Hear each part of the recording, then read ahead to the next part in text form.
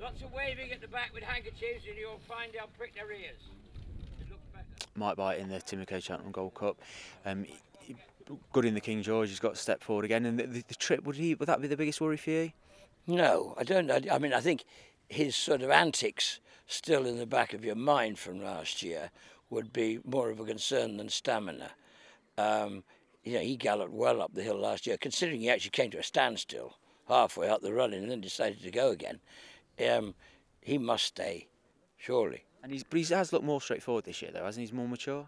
Well, he's been good at home, but he's always been good at home. But he's been good on. He's had 2 runs and he's won them both comfortably.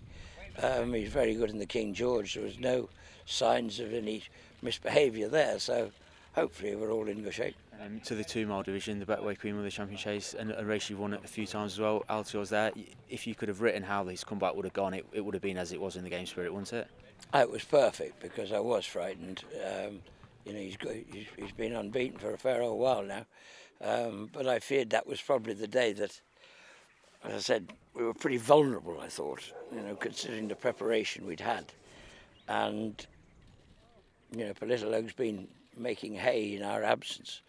But he was very, very good. He was very slick. He's just got a lot of class, and that tells. How do you reflect on his run in the Arkle last year? Because out of all his victories, that was perhaps his least impressive. What's your views on I don't know. I mean, I think he went a good gallop. He was just, he was mentally sort of just lacked a gear for a second. But as soon as he got going up the hill, he was away and gone. And then one of the most popular horses in the yard must be Top Notch, who didn't perhaps fire on Saturday, but he's going to go for the Rhino. Oh, he will, because that's been the objective all the way through, and we'll just keep aiming that way. So will he come on for Ascot? Or what?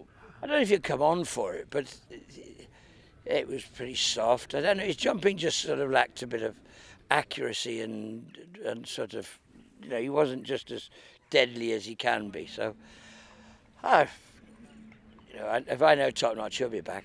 And in the Arkle, we're not to give up on brain power in that, is that right? No, because he's a very talented horse and he's very good. Things haven't exactly gone his way this year, so he's in there. It's open, and he's he was a genuine champion hurdle horse last year, and there aren't many of them lucking in the race. Just onto the JLT, we're not sure if Terrafort is going to run. He needs the ground to be in his favour. I don't think we're really thinking he's only 5, and we're just thinking another year would be. He's won his Grade 1.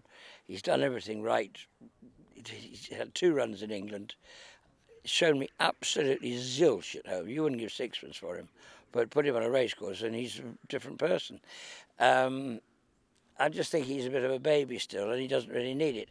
But he does love very, very soft ground, and therefore I think if it came up that way, you'd have to say he ought to come into it. And out of all them we've spoken about, or some others, as we stand here today, what's your best chance at Cheltenham?